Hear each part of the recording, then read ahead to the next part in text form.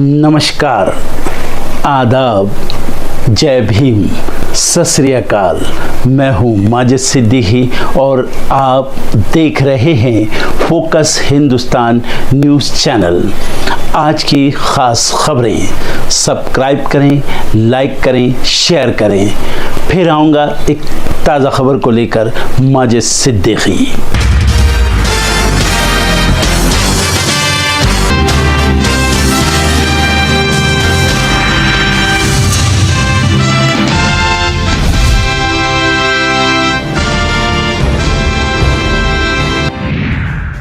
लोकसभा में आज प्रदूषण पर चर्चा, प्रियंका गांधी करेंगी शुरुआत। वीवी जीरामजी बिल पर 14 घंटे बहस, विपक्ष बोला स्टैंडिंग कमेटी को भेजे। पीएम मोदी के 4 दिवसीय विदेश दौरे का आखिरी दिन आज, ओमान जाएंगे पीएम मोदी। सुल्तान हैथम बिन तारिक से करेंगे मुलाकात, दोनों देश फ्री ट्रेड एग्रीमेंट पर करेंगे साइन। कांग्रेस सांसद राहुल गांधी के खिलाफ दाखिल याचिका पर वाराणसी कोर्ट में सुनवाई, राहुल पर भगवान राम को काल्पनिक कहने का लगाया गया है आरोप। आज से हरियाणा विधानसभा के शीतकालीन सत्र का आगाज, 3 दिवसीय होगा सत्र। विधानसभा की कार्य सलाहकार समिति की बैठक में लिया गया फैसला। दिल्ली में बढ़ते हुए प्रदूषण को देखते हुए दिल्ली सरकार का बड़ा ऐलान, आज से सभी सरकारी और निजी संस्थानों में 50% work from home compulsory. Delhi में पॉल्यूशन सर्टिफिकेट के बिना पेट्रोल बंद, सिर्फ BS6 इंजन वाली गाड़ियों को एंट्री। नियम लागू करने के लिए दिल्ली में बनाए गए 126 चेक प्वाइंट। नीतीश कुमार के व्यवहार से आहत महिला डॉक्टर ने छोड़ा बिहार, नहीं की नौकरी ज्वाइन। सीएम नीतीश ने खींचा था महिला डॉक्टर का हिजाब। लखनऊ में होने वाला भारत दक्षिण अफ्रीका T20 मैच रद्द होने पर सपा प्रमुख अखिलेश यादव का बयान, कहा दिल्ली का प्रदूषण अब लखनऊ तक पहुंच गया। जम्मू कश्मीर के पुंछ में LOC पार करने की कोशिश नाकाम, हिरासत में पाकिस्तानी महिला, जैश से लिंक की जांच। आजम खान के खिलाफ भड़काऊ भाषण मामले में आ जा सकता है फैसला, आम आदमी पार्टी के प्रदेश प्रवक्ता फैसल खान ने अप्रैल 2019 को दर्ज कराया था मामला। अमेरिकी ब्रॉडकास्टर टकर कार्लसन का बड़ा दावा, वेनेजुएला के साथ युद्ध की घोषणा कर सकते हैं राष्ट्रपति ट्रंप। अमेरिकी राष्ट्रपति की मांग, तेल अधिकार वापस लौटाए वेनेजुएला। अमेरिकी राष्ट्रपति डोनाल्ड ट्रंप का बड़ा बयान, बोले टैरिफ मेरा फेवरेट अंग्रेजी शब्द, इसकी मदद से रुकवाई 8 जंग, अमेरिका ने उम्मीद से ज्यादा पैसा कमाया। यूक्रेन के राष्ट्रपति जेलेंस्की ने किया बड़ा दावा, कहा अगले साल भी युद्ध जारी रखने की तैयारी कर रहा रूस, पश्चिमी देशों से की मदद की अपील। बांग्लादेश की नेशनल सिटीजन पार्टी के नेता हसनत अब्दुल्ला ने फिर भारत के लिए उगला जहर, ढाका में मौजूद भारतीय उच्चायुक्त को देश से निकालने की मांग की, कई बार दे चुके हैं भारत विरोधी बयान। व्हाइट हाउस के पास टकराए विमान और हेलीकॉप्टर, ट्रंप प्रशासन ने मानी FAA की चूक, 67 लोगों की गई जान। वार्नर ब्रोस के बोर्ड ने पैरामाउंट का ऑफर किया रिजेक्ट, बोला पैरामाउंट की डील में रिस्क ज्यादा, नेटफ्लिक्स डील कस्टमर्स के लिए बेहतर। इंडिगो ने एयर इंडिया ग्रुप को छोड़ा पीछे, जुलाई सितंबर तिमाही में 41.4 लाख इंटरनेशनल पैसेंजर्स किए कैरी, 6 साल बाद पहली बार नंबर 1 बनी। अब एयरपोर्ट पर सामान छूटने और खोने पर यात्री नहीं होंगे परेशान, शुरू हुआ AI आधारित लॉस्ट एंड फाउंड सिस्टम, यात्रियों को मिली बड़ी राहत। घने कोहरे में डूबा दिल्ली एयरपोर्ट, कई उड़ानों पर पड़ सकता है असर, यात्रियों को किया गया सतर्क। NPS में हुआ बड़ा बदलाव, अब 80% तक पैसा निकालने की मिली छूट, पहले 60% थी सीमा।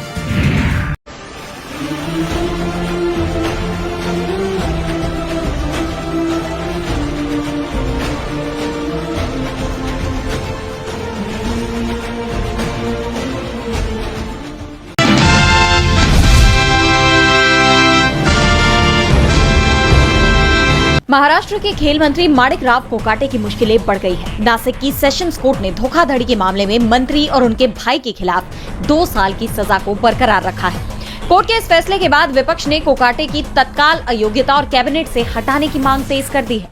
एनसीपी एसपी नेता रोहित पवार ने कहा कि सरकार को तुरंत कोकाटे को उनके पद से हटा देना चाहिए। तो वहीं सरकारी वकील सुधीर कोटवाल ने कहा कि अब मामला हाईकोर्ट में जाएगा और अगर हाईकोर्ट से दोष सिद्धि पर रोक नहीं मिलती है तो कोकाटे की अयोग्यता तय मानी जाएगी। जैसा कि आप जानते हैं कि जन प्रतिनिधित्व कानून के मुताबिक 2 साल या उससे ज्यादा की सजा मिलने पर जन प्रतिनिधि की सदस्यता खत्म हो सकती है और इसलिए कोकाटे का मंत्री पद ही नहीं उनकी विधानसभा की सदस्यता पर भी संकट गहरा गया है।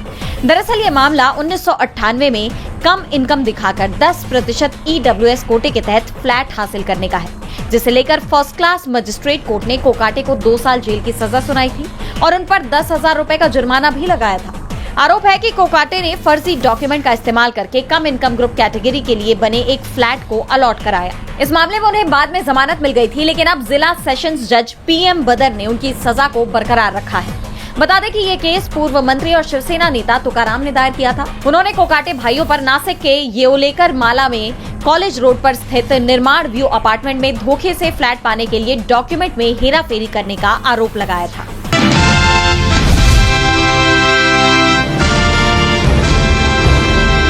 महाराष्ट्र में बीएमसी चुनाव की तारीखों का ऐलान हो चुका है और इसी के साथ महायुति में जारी घमासान और तेज हो गया है। दरअसल शिंदे गुट की शिवसेना और बीजेपी के बीच बृहन मुंबई नगर निगम यानी बीएमसी चुनाव के लिए सीटों के बंटवारे पर बातचीत शुरू हो गई है।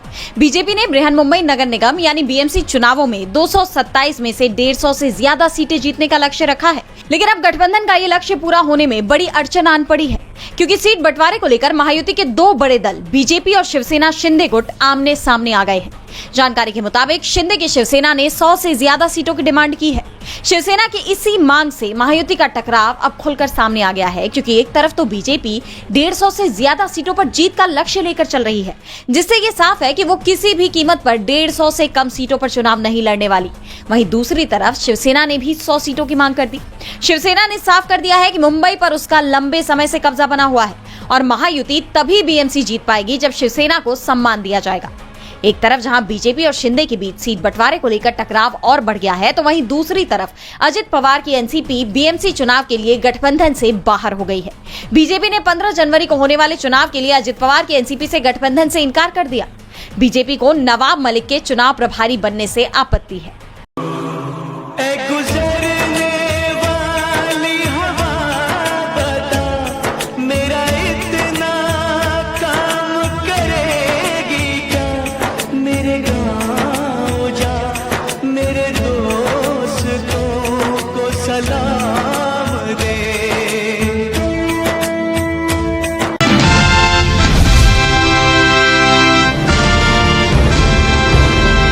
बिहार के सीएम नीतीश कुमार 15 दिसंबर को एक नियुक्ति पत्र वितरण कार्यक्रम में पहुंचे थे, जहां उन्होंने एक मुस्लिम महिला नुसरत परवीन का हिजाब हटाने की कोशिश की थी, जिसके बाद बड़ा बवाल खड़ा हो गया था। अब इस मामले में महिला डॉक्टर नुसरत परवीन का बयान सामने आया है। उन्होंने कहा है, मैं ये नहीं कह रही कि मुख्यमंत्री ने जो किया वो इंटेंशनली किया, लेकिन जो हुआ वो मुझे अच्छा नहीं लगा।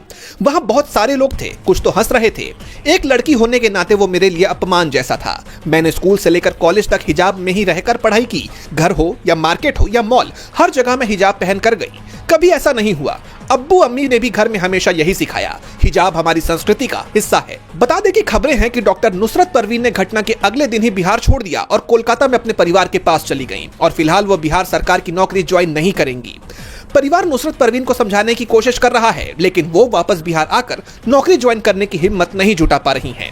इस खबर ने सियासी गलियारों का पारा हाई कर दिया है। विपक्ष सीएम नीतीश कुमार पर लगातार निशाना साध रहा है और बीजेपी अब सवालों के घेरे में आ गई है। आरजेडी ने हिजाब वाली क्लिप शेयर करते हुए नीतीश कुमार के बर्ताव पर सवाल उठाए हैं, तो वहीं कई महिलाओं ने बिहार के मुख्यमंत्री के इस बर्ताव की निंदा की है। बता दें कि घटना के 2-3 दिन बीत जाने के बाद भी बिहार सरकार की तरफ से इस मामले पर कोई बयान नहीं आया है।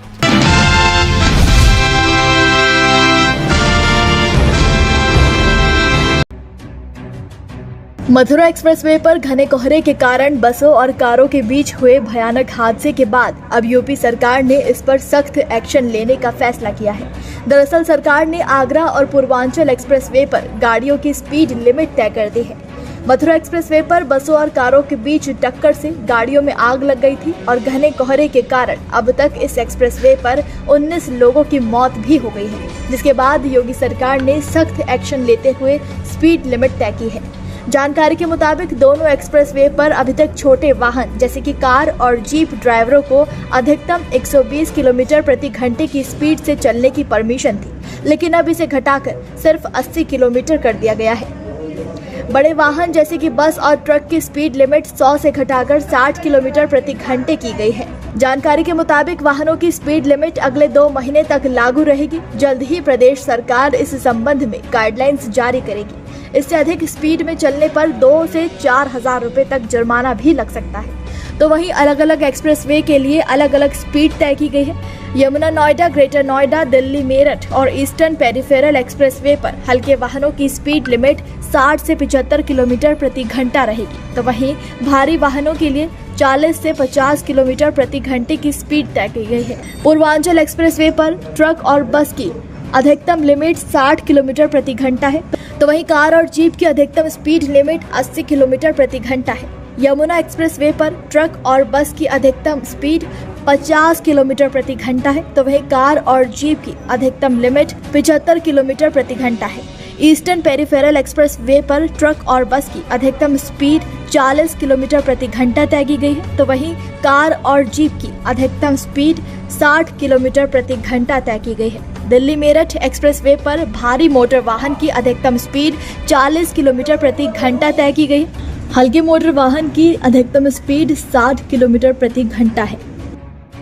सीएम योगी ने ये निर्देश दिए हैं कि विजिबिलिटी 0 से 50 मीटर होने पर गाड़ियां आगे नहीं जाने दी जाएंगी। इन्हें एक्सप्रेसवे पर बने फैसिलिटी सेंटर पर ही रोक दिया जाएगा। विजिबिलिटी होने पर ही गाड़ियों को आगे के लिए रवाना किया जाएगा। तो वहीं एक्सप्रेसवे पर यूपीडा कर्मचारी जगह जगह तैनात रहेंगे। उनके साथ क्रेन और एम्बुलेंस भी रहेगी। टोल प्लाजा पर लाउडस्पीकर के जरिए चालकों को कोहरे की स्थिति और नई गाइडलाइंस भी दी जाएंगी। साथ ही पुलिसकर्मी भी लोगों को जागरूक करेंगे। सीएम योगी ने बुधवार को एनएचएआई और स्टेट हाईवे के अधिकारियों के साथ बैठक की और कहा कि अफसर फील्ड में उतरे, एक्सप्रेसवे पर पेट्रोलिंग बढ़ाई जाए, हर ब्लैक स्पॉट पर टीम तैनात रहे, जरूरत के हिसाब से रिफ्लेक्टर लगाए जाए। बता दें कि मुख्यमंत्री ने कोहरे में ओवर स्पीडिंग करने वालों पर कड़ी कार्रवाई के निर्देश भी दिए हैं। सीएम योगी बीते 3-4 दिन से कोहरे के कारण हो रही सड़क दुर्घटनाओं पर दुखी हुए और उन्होंने चिंता भी जताई है। जानकारी के मुताबिक मंगलवार को मथुरा में 18, उन्नाव बस्ती में 4 और बागपत झांसी में 2 मौतें हुई।